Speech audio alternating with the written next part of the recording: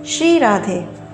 मध्य प्रदेश में माँ वैत्रवती के पावन तट पर भेलसा नगर में संवत 1947 में भोलानाथ जी का जन्म हुआ। वर्तमान समय में भेलसा नगर को विदिशा शहर के नाम से जाना जाता है। बचपन से ही भोलानाथ जी में भगवत प्राप्ति की लालसा थी। युवावस्था में वे योग गुरु की तलाश में घर से चल दिए। फिर देवयोग से उन्हें कोलारस में गोपीलाल पंडित जी से गुरु दीक्षा प्राप्त हुई। गुरु जी की आज्ञा के कारण विवश होकर भोलानाथ जी को विवाह करना पड़ा। लेकिन गृहस्थ जीवन में भी भोलानाथ जी का भजन यथावत चलता रहा। छतरपुर के राजा ने भोलानाथ जी की प्रतिभा से प्रभावित होकर उन्हें अपने यहाँ धार्मिक परामर्शदाता के रूप में बुला लिया। छतरपुर में भोलानाथ जी को सिर्फ समय समय पर राजा के पास जाकर धर्म चर्चा करनी होती थी एवं बाकी के समय वे स्वाध्याय और भजन में डूबे रहते थे। वकालत तक की पढ़ाई करने के बाद भी भोलानाथ जी का मन ना तो वकालत में लगा और ना ही छतरपुर नरेश के पास। उनका मन तो सदा ही श्यामा श्याम की दिव्य लीलाओं को गाने में रमा रहता। अपनी युगल सरकार को रिझाने के लिए भोलानाथ जी के हृदय से पद पदावलियों का झरना निर्झरित होने लगा। भोरी सखी के नाम से भोलानाथ जी की रचनाएं प्रसिद्ध हैं, क्योंकि वे स्वयं को श्यामा श्याम की सखी मानते थे। वे मन ही मन अपनी स्वामिनी से कहते, हे राधे, कब बसी हों व्रज वीथीन माही।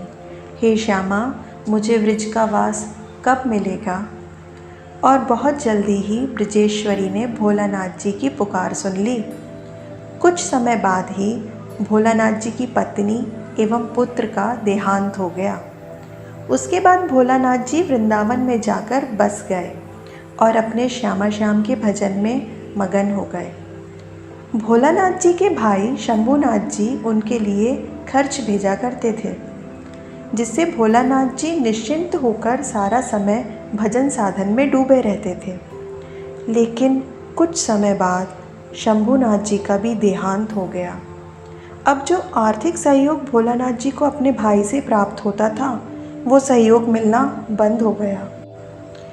लेकिन इधर भोलानाथ जी का मन भजन में इतना डूब चुका था कि वे अब इस स्थिति में नहीं थे कि वे जीविका चलाने के लिए कोई कार्य कर सकें, और किसी से कुछ मांगना उनका स्वभाव नहीं था।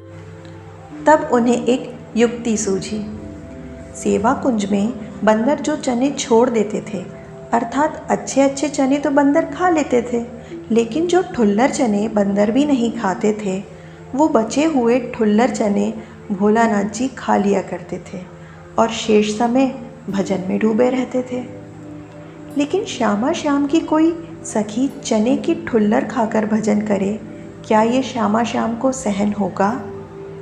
एक दिन राधा रानी ने मंदिर की सेवा में नियुक्त जन को सपने में आदेश दिया कि मेरी भोरी सखी चनों की ठुल्लर खाकर रह रही है, उसके लिए नित्य ही मेरा प्रसाद भेजा जाए।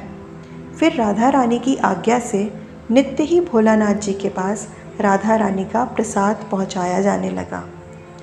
राधा रानी की इस कृपा को देखकर भोरी सखी राधा रानी से नाराज़ हो गईं।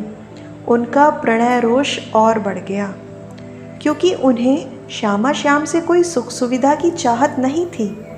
उन्हें तो राधा माधव की प्रीति की चाहत थी, क्योंकि उन्हें पता था कि जिसके हृदय में श्यामा श्याम की प्रीति होती है, श्यामा श्याम उसके बस में होते हैं। श्यामा श्याम भुक्ति मुक्ति आदि सब कुछ बहुत आसानी से दे देते हैं, लेकिन वे अपने प्रेम रूपी धन को किसी किसी को ही देते हैं। भोरी सखी जी का प्रणय रोष इतना बढ़ गया था कि वे उस प्रसाद की थाली में से केवल 2 सूखी रोटियां पा लेती और बाकी सब कुछ यमुना जी में विसर्जित कर देती और एकांत में लताओं में बैठकर आंसू बहाते हुए अपनी स्वामिनी को पुकारा करती। वो कहती, करहूँ कृपा अब श्यामा श्याम, भोरी दुखिया दीन पुकारत, टेरत लै लै नाम। इस प्रकार भोलानाथ जी का अनुराग प्रिया प्रीतम के प्रति बढ़ता ही जा रहा था। फिर अंततः श्यामा श्याम से भी भोरी सखी की प्रेम की पीर ज़्यादा सही नहीं गई और मात्र 42 वर्ष की अल्प आयु में ही श्यामा श्याम अपनी प्रिय सखी को अपने साथ अपने नित्य धाम ले गए। श्री भोलानाथ जी द्वारा रचित प्रेम की पीर को पढ़कर हमारे भी शुष्क हृदय में युगल सरकार के प्रति प्रेम की पीर जागृत हो और हम भी सोवत जागत रटै निरंतर राधा राधा गाएं। इसी प्रार्थना के साथ जय जय श्री राधे।